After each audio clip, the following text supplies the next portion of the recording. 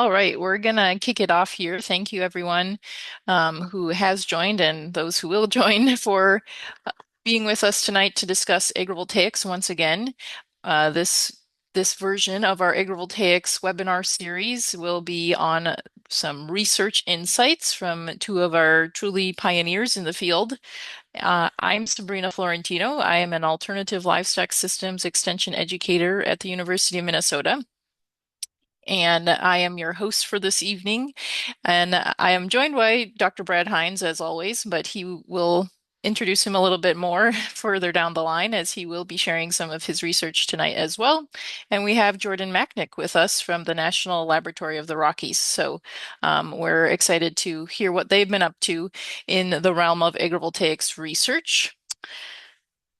This is a webinar series, so we've had three other installments of 2026.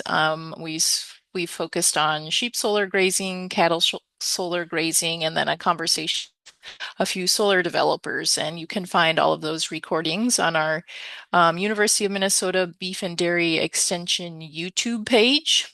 I will send a link later on in the webinar for that playlist as well, just in case this is the first webinar that you are joining. And with that, as I've already mentioned a few times, these are our two speakers that will be sharing our research insights tonight on agrivoltaics. And I'm going to have, at this time actually, Jordan bring up his slides as I introduce him in a little bit more depth. So Jordan Macknick is a distinguished member of the research staff at the National Laboratory of the Rockies, which was formerly known as the National Renewable Energy Laboratory, and he serves as the laboratory's lead energy, water, land researcher. His primary work addresses national and regional implications of different energy pathways in the context of water and land resources, opportunities to improve the energy management and flexibility of water infrastructure, and innovative approaches to co-locate solar and agriculture through agrivoltaics. Since 2015, he has led the INSPIRE project, which is the largest and longest running agrivoltaics research program in the United States. He chairs the National Agrivoltaics Research Network in the United States and serves as a co-chair of the International Energy Agency's Agrivoltaics Action Group, which coordinates agrivoltaic research globally. So we are truly lucky to have Jordan on with us tonight and share all the insights that he has gained across this very lengthy career within agrivoltaics. And we'll pass it on to you now, Jordan. Thank you, Sabrina. Thanks for having me here. Thanks also to Brad for inviting me along, and thanks to to all of you who have joined tonight. I know it's late into the evening, but I do see some familiar names there, and I'm looking forward to the discussion that we'll have. So I'm going to give a broad overview of some of our agrivoltaics research nationally, as well as then give you a bit of a sneak peek and preview of some of our most recent research and developments that are focused on costs and economic valuations of agrivoltaic systems. So. Just a brief background and overview of our Inspire project. So we did plant our first agrivoltaic facility on our lab's campus all the way back in 2010. But as Sabrina mentioned, our Inspire project started in 2015. Through the Inspire project, we've been able to do research on 25 individual sites across the country. And we've also done technical assistance in terms of helping people build new projects on more than 60 sites all across the country. So our real focus with the Inspire project is to provide a neutral source of research on what works, what doesn't work, what are some pros, some cons, the trade-offs, so people can make better informed decisions. And we do that with this primary field research. We do a lot of economic analysis. We do social science interviews, work on perceptions of agrivoltaics. We also track a lot of industry data and try to keep on top of where projects are happening, where they're getting stalled, what are some major questions that are arising. We do a lot of the national and international coordination, and then also we do technical assistance, as I had mentioned. To do this, uh, as if you've been following along in this webinar series, you realize agrivoltaics touches so many sectors, so many topics, so many different disciplines. Our team needs to reflect that. And I've got an amazing team. Most folks are in Colorado, but people are sprinkled in different spots, including we got a great staff member in Minnesota. But people doing plant science, soil science, hydrology, energy systems, economics, agricultural specialists, all sorts of different types of backgrounds on our team, which we try to really bring together to address these key questions. So, and when I speak about agrivoltaics, this is just for level setting. We use a big umbrella approach for agrivoltaics. So, some people don't consider, pollinator habitat or sheep grazing agrivoltaics. Some people don't consider only growing things in between rows agrivoltaics. We sort of take the vantage point that as long as you're doing something beneficial with the land underneath the panels that's related to soil agricultural improvements, it sort of falls within our bucket of agrivoltaics. We'll be talking about a little bit about each of these topics tonight as well. Um, I also like to highlight, this as the opportunity. When we think about why are we talking about agrivoltaics, I think it is important to note that, more than half of all utility scale solar projects in the country have been built on agricultural land. This does represent a relatively small fraction of total agricultural lands, but it can be really important locally, and it's also, and oftentimes it's agricultural land that's been in production for decades or centuries, and we want to make sure these solar projects are good stewards of the land. Our real vision, hope and vision is that we can every single solar project can incorporate some elements that have help to improve soil or support agricultural communities.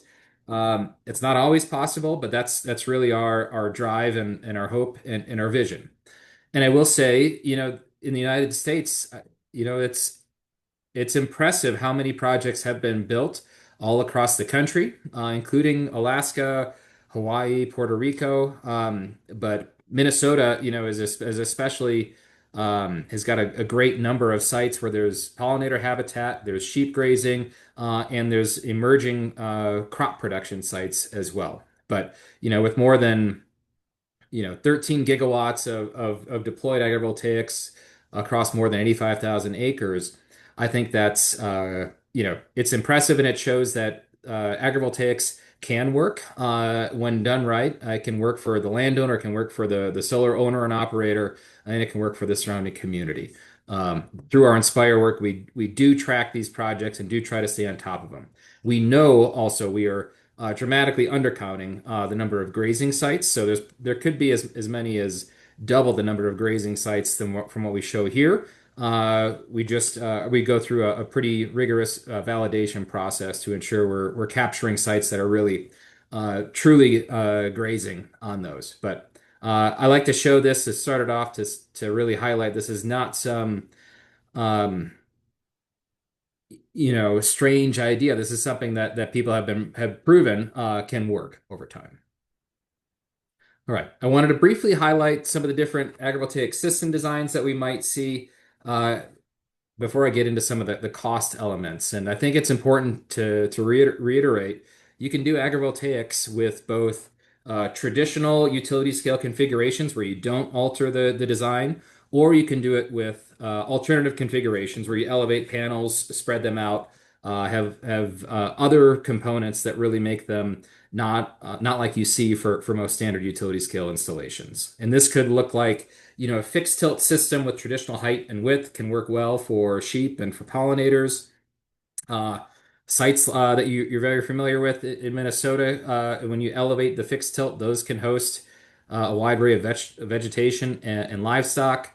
You can elevate those panels and spread them apart to support more plant growth, especially in sun-limited regions. And then when we move into single axis tracking systems, which track the sun, It's also possible to grow in between the rows when you don't alter any of the design specs at all. This is an example on our lab's campus, a sort of a small demonstration site. There's also opportunities to elevate panels to 6, 8 feet, even taller. Here's Jack's Solar Garden in Colorado, highlighting the vegetation and livestock you can host there. Another site in Colorado at the Colorado Botanic Gardens elevates panels, also spreads them apart to provide even additional sunlight as well. So there's those options. You can also widen the rows to support farm equipment, other tractors, anything else you might want to get in between there. And then lastly, an emerging technology it's really taking off in other parts of the world, not as much as the United States, are vertical bifacial systems, which really look like fences, where you can bring equipment in between the rows and grow things in between the rows.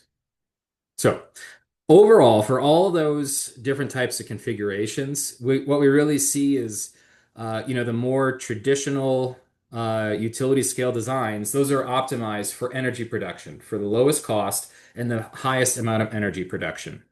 The more you try to shift from being energy and cost focused to agricultural centric and focused by raising panels, spreading them out, widening the rows, all of those things generally come at both they have a cost penalty associated with them, as well as they could require additional land use, and they might produce less energy per area as well. So those are some of the key trade-offs when we think about those designs that are more agricultural friendly.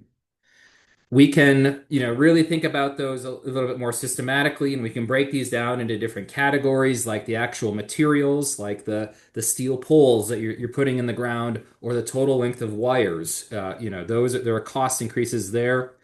It's also can be more expensive for installing these systems, both in terms of the equipment that you might need, as well as the labor required to install that, in addition to land.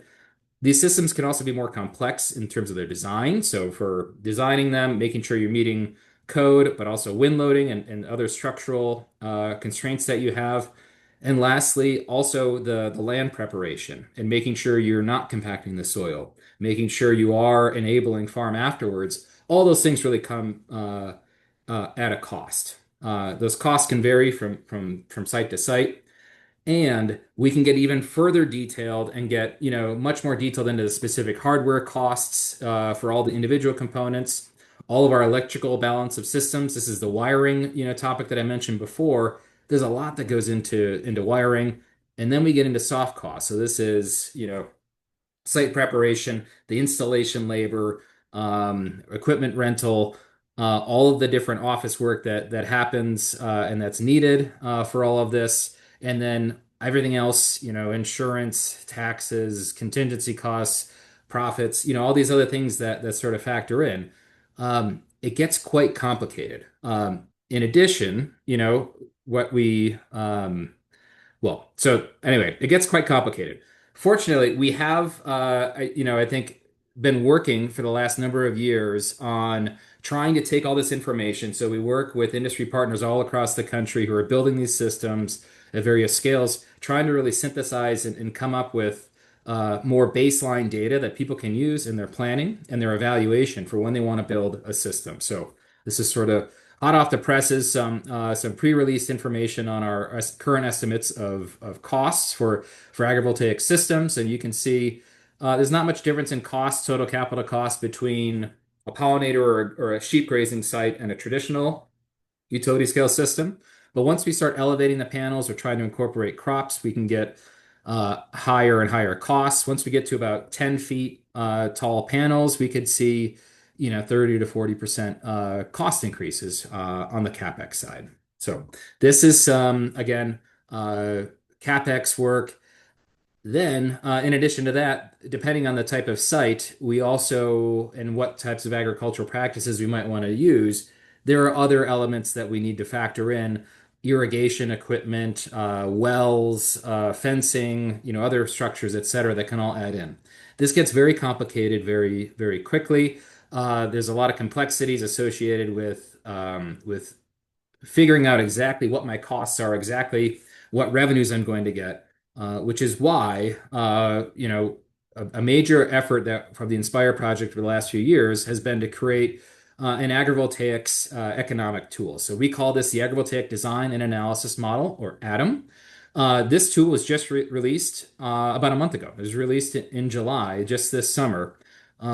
This tool, from what we know, is really the most comprehensive and complete agrivoltaics design and economics tool that's freely available on the market right now. So this is something we worked very closely with industry on capturing not only the costs but also the trade-offs of different system designs. We utilized our high performance capability computing capabilities at the lab to really pre-run and evaluate a lot of things related to shading and available sunlight. And it's something we're very happy and excited about. Please go to this site. We will be having some additional training webinars coming up soon as well. We'd love for you to join. But this Atom tool, I think, has a number of unique features in it. One is that when you go to design your system, you can, plug in your address anywhere in the country, and it'll find your location. You can choose to do something over, 10 acres, 100 acres, half an acre, or you can also design it by, you want to do a 50 kilowatt system or a 200 megawatt system. All those things you can decide if you want a fixed tilt or a single axis tracking system. You can change the shape, the row length, the row width, how much buffer you want to have in between the panels if you want to get your equipment through there. We can also then change the panel types if you're using monofacial versus bifacial panels. You can change all sorts of different elements about what that configuration actually looks like to a much greater extent than you can with other agrivoltaics tools. Once you do that, then we can also then calculate all the economic factors that you might be interested in, which are going to be how much revenue you're going to be getting, what is the payback period, what is your net present value, what's, things like that, and all of which you can factor in based on what your purchase price agreement is, what your system cost is, if there's any other available incentives, things like that. And so it not only does it provide that, but then it also this is sort of a screenshot of our 3D ground irradiance modeling that we can have, so you can really see exactly if I have my panels at this height and this width, exactly how much sunlight is going to hit the ground all throughout the different times of year. That's going to help you with making decisions on forage, making decisions on crop selection, making all sorts of other relevant decisions. So it's an exciting tool. We're very proud about. Um, just released last month. So we encourage everyone to look. Please find bugs if you can, and let us know if you find anything that if you can break the tool, you get a prize. So please try to do that. But that's really has been an essential tool that we've been using sort of behind the scenes as we do technical assistance and we do other analyses, and we're excited that it's finally made public. We used it in a recent study that we published in the state of Colorado that looked at growing large scale, doing large scale agriculture. And so we looked at a 160 acre plot as just one parcel of an example, and looked at, can we grow potatoes? Can we grow onions, sugar beets, wheat? And what is the row spacing required in order to accommodate various types of equipment? And we looked at all different approaches of, updating you know, the the row spacing, updated how many tractor passes we can get in between the rows to optimize that. I think one of the more exciting results we found is that, sort of counterintuitively, we can actually find some cases when you grow certain crops where you can make more money from this agrivoltaics combined example than you can just doing solar alone. And so it's a combination of how much revenue you're getting from the crop and your purchase price agreement. But I think for us, it was great to see opportunities where you can actually have a net positive impact from doing agrivoltaics compared to doing traditional utility scale systems. So that type of tool sort of can enable that type of analysis. And I'll close just by highlighting and walking through a few different Inspire resources that I encourage you to check out. One is our this resource, the 5 C's of agrivoltaic success. So this is based on a lot of our work with all these projects, not only in this country but globally as well, in seeing many projects that are successful, but also many projects that were not successful. And so, trying to avoid having people make the same mistakes that some of the earlier folks made. This study, we try to break it down as clearly as possible what the key elements are. And I will say very very quickly, your climate, which is your sun and your rain and your soil conditions, your configuration, the design you have, and which crops or cultivation or livestock you use. That's really what most of the research is focused on, and that's really what tell you if something physically will grow or not, or if how much it will grow. But some of the most important determinants of a successful project are with the other 2 C's, both the compatibility and um, and the collaboration. So compatibility is, does your equipment fit? uh, you know, do people want to farm in that area? Can they farm effectively in that area? And collaboration is really related to contracts, agreements, making sure everyone is protected, you're minimizing risks, and everyone is really getting a good deal out of this. So that's a resource I encourage you to check out. Our data portal, we do track all agrivoltaics literature across the globe. Um, and we have seen, as you can see down here, the text is a little small, but those last 2 bars at the end, that represents 2024 and 2025. So you can see how just in the last 2 or 3 years, this field has exploded. And there's so much great research coming out. Our data portal is a place to go to see that. We also break things down year by year in terms of physical, biological, technological, social research, cross-cutting themes as well. So more to come on this data portal updates from our team very soon. Just a little teaser for you there. But again, we try to keep track and update this data portal every single month with the latest and greatest studies. I mentioned some of our shading capabilities in the Atom tool. There's also a standalone tool, shading tool, where you get a lot more detail and a lot more insights into specific shading patterns and regimes for different designs. We have a farmable area calculator where you can figure out exactly your design and how much arable land or how much farmable land you have in between the panels. I mentioned our technical assistance, our agritech program. Look for more from us coming in September for a release of our next round of agritech. But this is where we've worked with, as I mentioned, over 60 groups all across the country, helping them design, build, and execute agrivoltaics projects. We also have other basic fundamental resources like getting started. If you want to build an agrivoltaics project, how to sort of start from scratch and go through the process. This goes through the groundwork, everything you need to do before you build the project, and then the pathways when you actually are ready to build. And we also have guides for how to talk to folks. So, how to talk to your local utility, how to talk to solar developers, how to talk to your local state and local government agencies, as well as a pretty detailed treatment on a number of different barriers and approaches to address those. So, all resources, we love for people to use.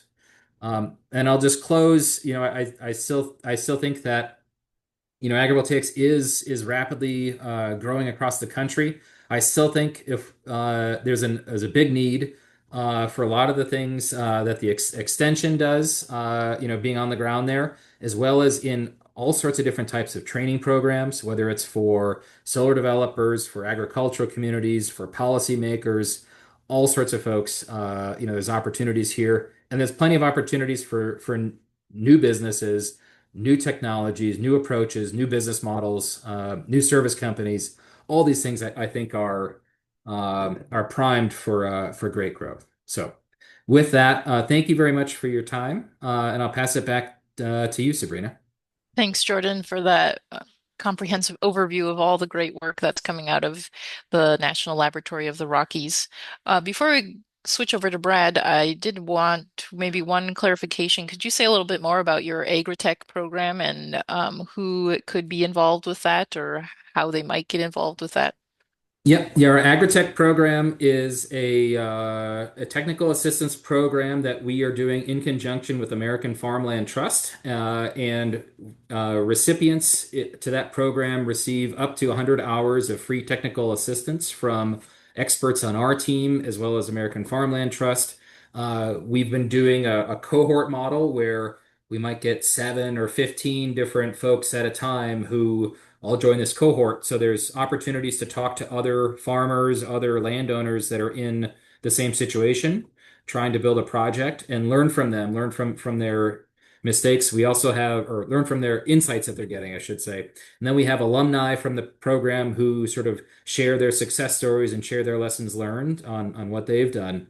It's been, I think, just a really, really um, incredible process to go through to see people sort of go from just an idea to really having a shovel-ready project and in many cases actually building those projects and operating them.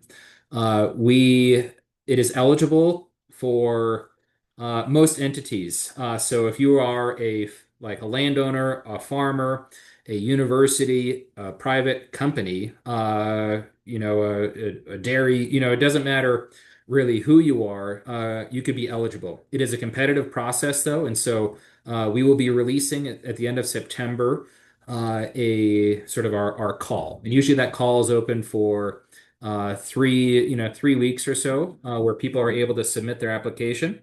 It then gets reviewed, and then you find out in October whether or not you're selected to the program or not. Awesome. Thanks for those additional details. And as a reminder, everyone, this is being recorded. So if you're like me and are excited to check out all these resources and are worried that you might forget one, don't worry because it is recorded and you can go back and check out those that Jordan has mentioned. But we are now going to, again, if you have questions, put them in the chat. We are going to now move on to Dr. Brad Heins, and I'll have him pull up his slides now. Dr. Brad Heins is a professor of dairy management at the University of Minnesota's West Central Research and Outreach Center in Morris, Minnesota. And at that center, he conducts his research and extension program. The center has 130 head herd of dairy cattle in a certified organic system and 160 head herd in a conventional grazing system. His research and extension program focuses on best management practices for organic dairy production, forages for grazing, crossbreeding of dairy cattle, group rearing of calves, and of course, renewable energy for dairy production systems. He serves on the Minnesota Organic Advisory Task Force. And if you have been joining us for past webinars, you've heard a little bit about his work. And if you haven't before, then this will be a great treat. And he's going to share some updates to the projects that he's been working on there in Morris, Minnesota. So I'll pass it over to you, Brad. Thanks, Sabrina, and thanks for everybody for joining us tonight. And I'm just going to give a little bit of overview on kind of a few projects on what we've done in the past. Some of you have probably heard those. I won't talk much about those. And then some ongoing research, and then some new exciting stuff and where we're going into the future and into this fall.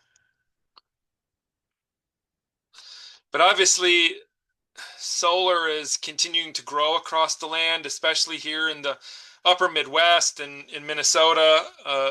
There's a lot of solar going on the landscape, and a lot of interest in that, especially from the consumers. And some are starting to have a little bit of pushback because they don't want to see just solar on the land anymore. They want it to be dual use.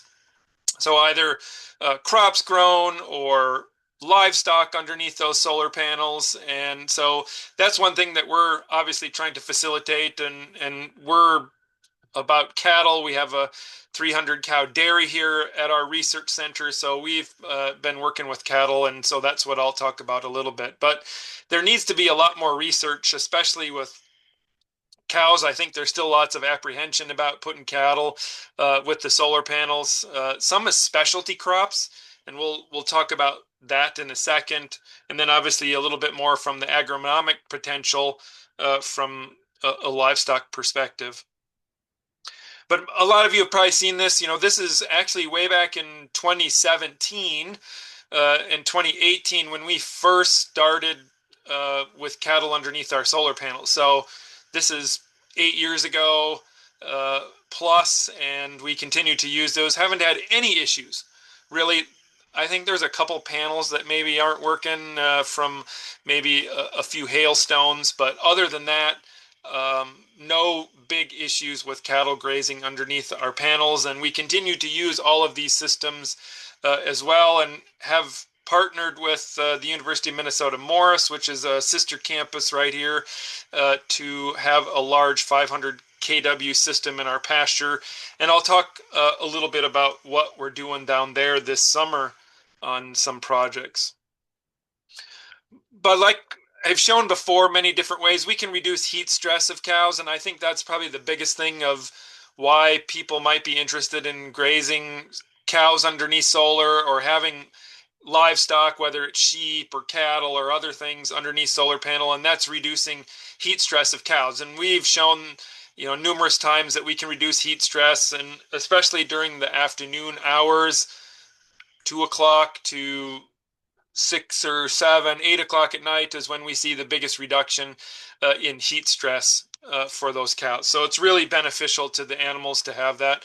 And these were under fixed panels, fixed tilt panels, not single axis tracking as well. And then Sabrina's master's research was focused on looking at, well, what forages can we grow underneath these solar panels? I think that was one of the biggest questions that people ask, and one that is still getting asked. And what can we grow under there? So we ventured and did a project where we looked at grasses and legumes. Obviously, we planted some other crops. You can see in the picture in the back, there's corn growing there. At least under this solar, there was a lot of shade, and the corn didn't grow very well. But we'll present just the livestock stuff. So you can see grasses and forages do very well. These pictures are of meadow fescue, orchard grass, and some clovers. Obviously, a few weeds growing in there as well. But overall, we were able to get a lot of biomass grown underneath these solar panels, and didn't really lose any.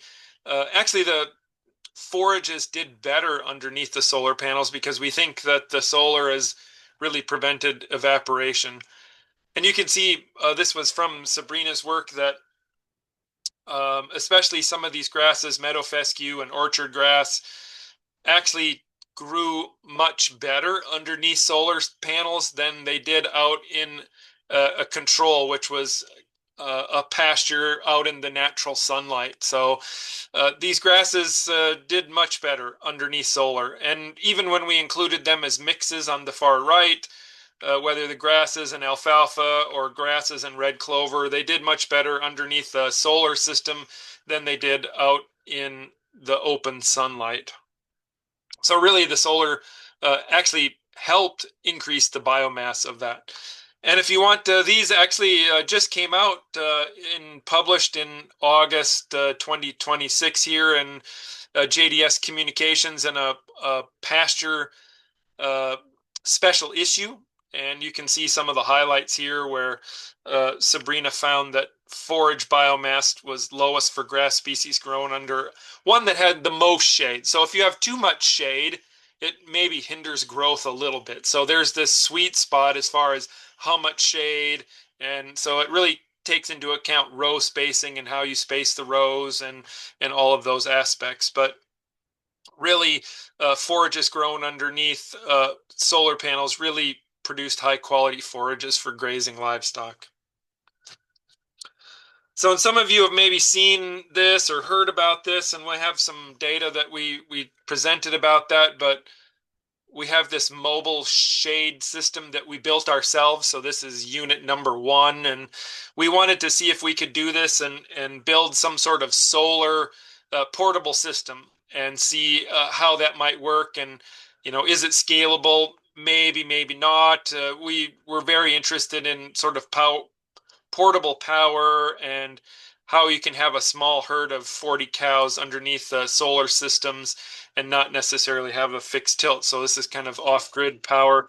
It's maybe not quite as good on a Zoom video, but I'll maybe fast forward it. Basically, it retracts kind of itself. We built it to power on its own, and it kind of folds out as in the pasture, so it's totally movable and um, generates its own power. The white boxes are battery storage, so we can store solar energy there and use it wherever we might need it in our system. So when it's fully retracted, we can store all of that power.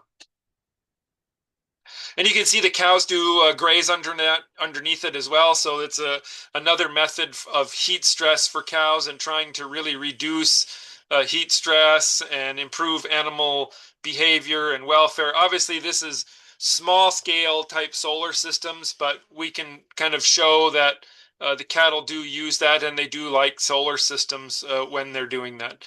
So we did a study in the summertime looking at, can we reduce heat stress, at least with this portable system as well?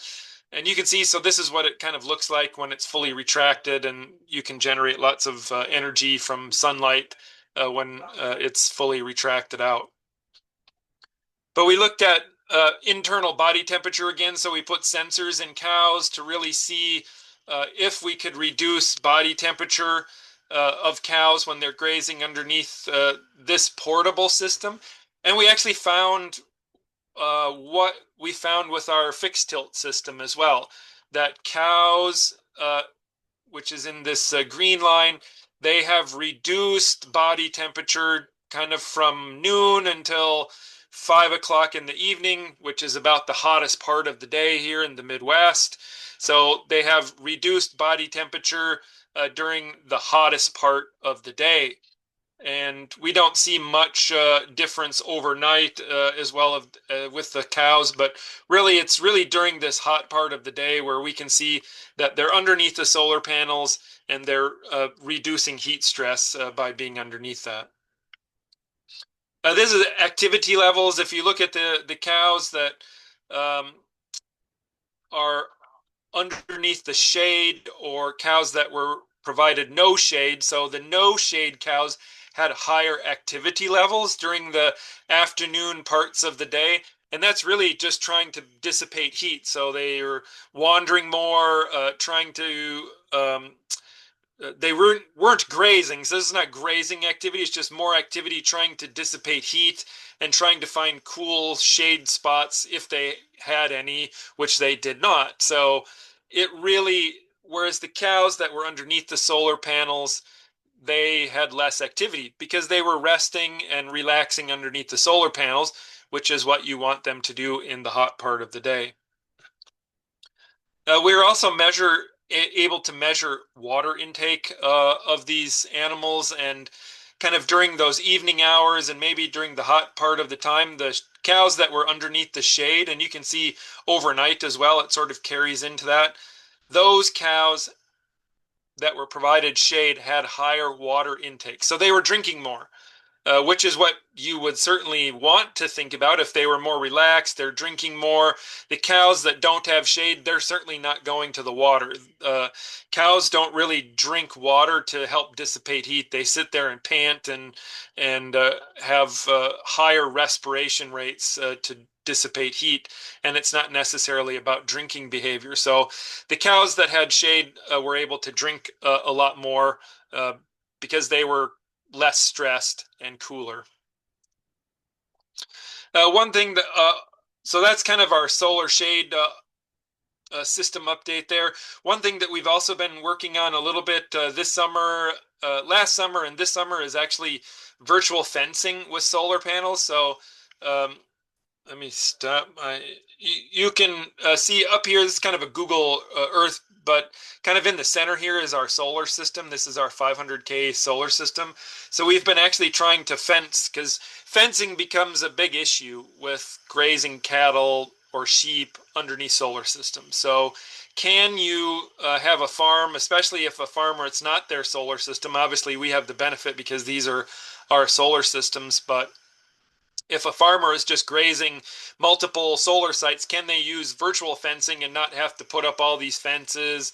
Obviously, you have a perimeter fence, but all the fencing inside you don't necessarily need. And this is kind of a short video where we can kind of move cattle up to our solar panels. You can kind of see they're around the solar system right now, and then they kind of graze there. And once they're done grazing and spending a few times there, we can move them and move them out of the solar system, and we can kind of, I think the big thing is trying to figure out how to, give them enough area and where you can graze them. But really, you can see there's a lot of different activity, and the cows do like to stay underneath the solar panels. But here, we used a virtual fencing system, so no fencing. So really, the virtual system kept these cows in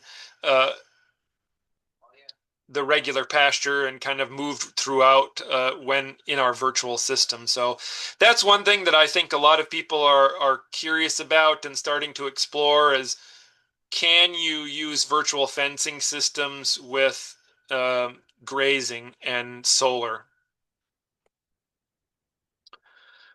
And some of the last ones that projects that we've been working on this year, and I know some people have grown fruits and vegetables underneath solar panels, and we've kind of ventured into that as well. But we're really interested in some of those specialty crops, not necessarily vegetables that you can, lettuce, things like that. We're not necessarily interested in those, but you can see the kind of fruits and vegetables that we've been growing, table grapes. So grapes, we're very interested in growing grapes underneath solar panels, and can we utilize that land with grapes? Obviously, we put a few of the popular ones in: tomatoes, raspberries, peppers, and blueberries, and that's what we're kind of exploring now over the summer and in our solar systems. And you can kind of see obviously, the pictures on the right are our tomatoes, so we're able to get some tomatoes, and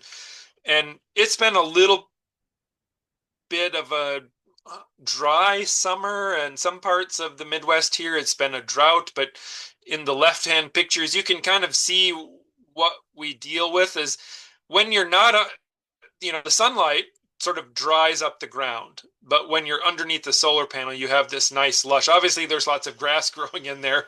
So the grass is growing as well, along with the vegetables. And so that's one thing that we're exploring as well. And we seem to have pretty good luck with that. So this is just the first year of that. And obviously the establishment year for the raspberries, blueberries, and grapes that we'll be exploring more into the future. And kind of our last slide here to share is that we've also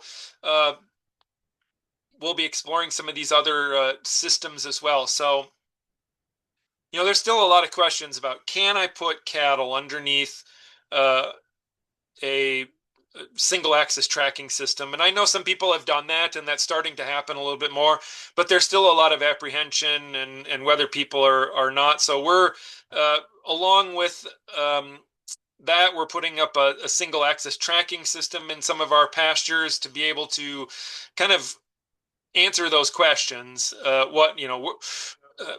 We're going to put it up, and I'm just going to put cows out there. I'm not. We own these systems, so I guess if I wreck it, I wreck it. But that's the point. And looking at research and kind of seeing what we can do on that standpoint. And we're also putting up a vertical bifacial system, kind of like the lower picture is from Rutgers University, and we're putting up 3 of those various systems as well in our pastures. And obviously a lot of people are probably not exploring that, but we think that maybe we need to answer some of those questions as well from a vertical standpoint. So we'll kind of have all of these systems, the fixed tilt, the vertical, and a single axis tracking system in our pastures to help really answer some of these questions that solar developers, farmers are asking, and we're pretty excited. And actually, these new solar systems should be up and operational by December 1. At least that's the hope. So 4 months from now. So with that, thanks for listening for a few updates and where we're going to go in the future. And obviously, we'll be doing a lot more grazing cattle, and we're going to put our cattle out with those vertical systems and just see what happens. So we're kind of excited to really look at towards the future and where we might go. So Sabrina, thank you.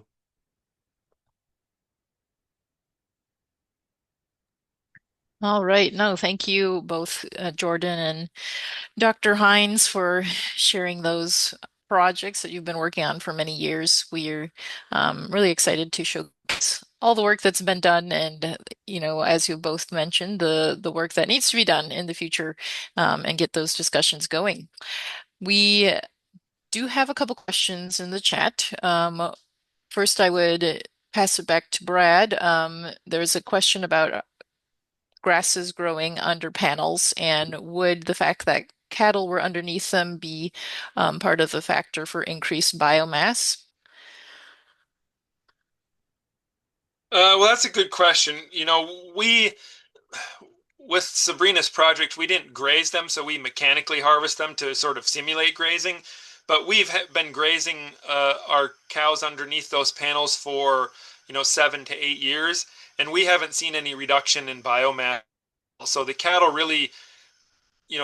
don't hinder the biomass production at all when we're grazing underneath the solar panels. So yeah, I don't the cattle really don't hurt anything underneath the solar system as well, and so the grass continues to grow, and we graze them uh, 3 to 4 times per year in a rotational basis, and the grass we've never reseeded or do anything like that to help. So I think the cattle really help, especially with manure and urine underneath the panels as well. So along with that, there's a question about um, how you prevent overgrazing under solar arrays, and what maybe explaining the rotational grazing system might help with that. Sure. How do we prevent overgrazing? So with our fixed tilt system, we only allow the cows, 3, maybe a week max under there. Obviously, we give them a much larger area as well, so they're not necessarily really confined to that underneath there. So they're not um, creating mud holes or things like that. So we give them a little bit of area so they can step out underneath the solar panels if they want. And then with the fixed tilt system, we come back every about 28 days on the stationary systems. That's sort of the benefit that we have with that we're trying to explore with our virtual fencing system, is how we can actually move the cattle and not have to do a lot of work, and at what point can we allow the cows back underneath the solar, or do we allow them 12 hours access and then you don't allow them under there maybe during the day, or we would allow them under there during the day for heat stress, and at night go to a different area. So I think a lot of those things are helpful to try and prevent overgrazing. Yes, and with the forage production trial, the control was in a pasture, so there was animal impact there, and then one of the sites did not have cattle underneath, and so we had sort of a mix or different impacts, and the one that didn't have cattle underneath, though, had more shade, so we're dealing with some different factors for each. All right. Another question we have is, are there any contaminants in the soil underneath solar panels that we should be aware of when growing crops or grazing livestock? I'm happy to take that one. It's a great question, one that comes up a lot, so much that we actually earlier this year we put out a fact sheet. We work with Michigan State University on putting out a fact sheet, trying to dispel myths about what solar panel toxicity concerns there are with solar panels in general, before we even get into agrivoltaics, and then also touching on what we might see in agrivoltaics. I think the short answer is no. There's not going to be anything leaching from the solar panels or the other equipment that's going to get into the vegetables or that the animals or livestock are going to consume. We've been doing tests on our, as I mentioned through the Inspire project, we've been doing uh, this field research since 2015. Since I think 2017, 2018, we've been doing detailed measurements on heavy metals, other contaminants that we might find both in the soil as well as in any produce that we produce that we're growing. We have never seen any increase in any of the heavy metal content. Things are not leaching. The document, gets into a lot more detailed scientific studies on what would be the mechanisms, what would be the pathways. If you did bring out a giant grinder and ground certain types of panels to the dust and spread them out, then that might be one pathway. But even if there's a fire, it's not going to get hot enough to release anything that might be in those systems. It's a really good question. It's something that everyone always has, and I think we're very diligent about testing on that and making sure that that there's no likely pathway for that to happen. I think there's an interesting question. Some things that people have been talking about is building solar sites on brownfields or where there's contaminated lands, and then using certain bioremediation approaches. So using crops to try to pick up some of those heavy metals that were in the land that was contaminated by some other approach. Those studies are still ongoing just to see how effective those can be and what types of crops are more effective at bioremediation than others. But that's not to be confused with agrivoltaics when we're looking at growing things for human consumption. Brad, I don't know if you want to say anything else about that topic. We haven't explored that, but I've obviously certain we're not putting cattle near where we're growing the vegetables either. So obviously there's things that you want to keep cattle away so they're not defecating on the tomatoes or whatever vegetables, and we're not doing that. So Mhm. All right, then our next question is about seismic stability. Have you been researching that at all, and maybe that can go into a larger conversation on um, weather stability for different systems? We have not done any studies on seismic stability. It's an interesting question. I think it's not unique to agrivoltaics. I think it would be relevant for anywhere you might put utility scale solar. I would even add anywhere you might put wind or places you might put a natural gas generator or a geothermal facility as well. That sort of goes into those initial siting and design and risk management approaches for thinking about where you might put systems and if there's any other if there's any concerns you might have about that. But we haven't, there's no like induced seismicity, concerns like what you might get from injecting produce water down underground or anything else like that we've seen in, places in Oklahoma and Texas. Nothing similar, we're just not going deep enough. And I think the designs that we have for solar, even when they are built in more earthquake prone areas, whether it's California elsewhere, sort of take that into consideration. Would either of you want to comment on the idea of increasing in solar panels per square foot by going higher with the panels in the first comment of um, then in that same design, focusing on agriculture production first and wider rows with solar shelter belt type of goal. I know so Jordan's been a rock star in the chat answering some of these already, but for those who aren't following the chat, you made reference to some other projects that are happening Yeah. already. Sure. Yeah. So there are some people that are exploring shelter belts, solar driven shelter belts. The example that I linked to in the chat was for a demonstration project in Colorado on the eastern plains of Colorado. And that project I think has been successful, so far. They're doing it a lot more commonly in Europe, in some locations. And so it's possible.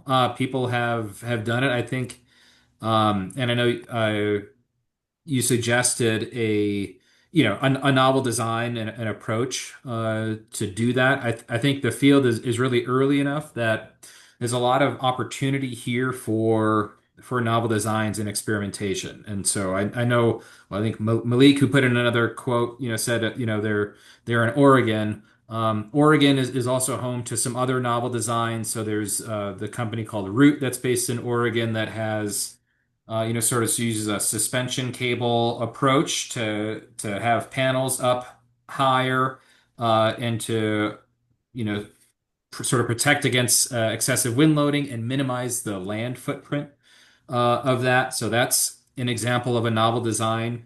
Once I think in the chat question you mentioned, you could be going your installation idea could go as high as 50 feet tall. With something of that, height that large, there's a lot to consider in terms of the engineering and in terms of making sure you are, um, you have something that's compliant with wind loading regulations. You don't want to, I don't think that's going to trigger anything with the FAA, but you can look into that. But essentially, the higher you go and the more steel you go above ground, it can get really expensive. And I think that's been one limitation we've seen for more of the traditional designs is just, once you start getting really tall, uh, the price of steel just tends to outweigh the revenue you're going to get back from all the solar that you're generating.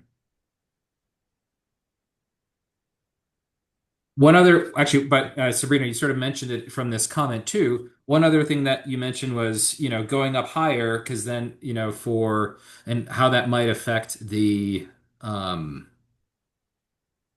the sort of the shading underneath. I think it's also important to note, the higher and higher you go, you are going to have a less of a shading impact on the ground. And so depending on where you are and depending on if you are really looking to minimize shading or from what we've seen, that Brad showed with the benefits to cattle, temperature and water consumption, et cetera, plus other things we've seen, including in Minnesota on crop production, there's, sometimes a little bit of shade is good, especially in a hot and dry year like what you've had this year. And so if you go too high, you are going to be minimizing the sort of the beneficial impacts that shading could have on your animals as well as your crops. So I think it's an open question. I don't have the magic number of what's the ideal height. I think that's going to be dependent upon where you are, what your specific conditions are, what you're trying to do. But it's a great thought, and it's sort of gets into these complexities, that we talked about. There's really no simple answer or simple solution for, that's applicable in every single case. Yeah, thanks for that overview and bringing up those examples of novel designs across the country. Last call, everybody, for any other questions you might have. We have one more. It sounds like there's a potential for a hydraulic system to alter height as needed. That's interesting. We haven't, I don't think I've actually seen a an agrivoltaic system that's really just focused on height. So similar to the design that Brad showed, I've seen a number of designs that allow you to sort of, have wide coverage of an area when you want to have shade, and then to sort of, fold it up or, remove it and move it elsewhere during other times. but nothing that, but I think what you're suggesting is a system that is fully in place, but you just alter the height at various times of day. We've seen a lot more in Europe, a lot more appetite in Europe for novel designs that change the angle of the panels, which can oftentimes have a similar impact for allowing light in when you want to, or creating shade when you want to do that for the benefits of the plants or the animals. But I haven't yet seen a system that changes heights. Thanks for all of you participating and throwing out these great ideas for that. We appreciate it. Um, I did send out an ending poll here, but we will have Brad and Jordan share their final parting thoughts with us, and then we'll wrap it up here. Yeah, I think agrivoltaics is going to continue, and there's going to be a lot of interest, whether it's livestock grazing, vegetables, crops. I think the sky's the limit, and we're going to only see more of that and more interest from developers across time. So I think it's exciting to be working in this field right now.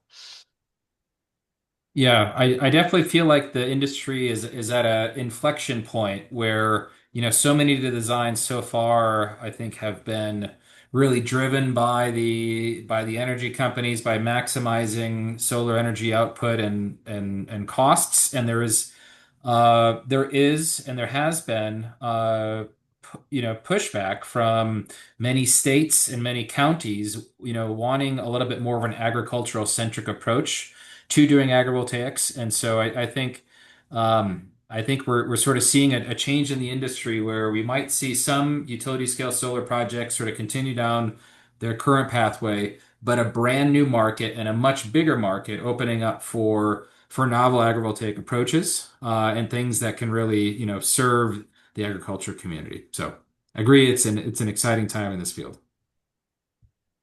And stay tuned. We will have one more webinar, hopefully this series. We're still finalizing the details, but we'll be looking to hear from some of our international partners in the field on research happening wide. So again, thank you all for joining, and I hope you have a great evening.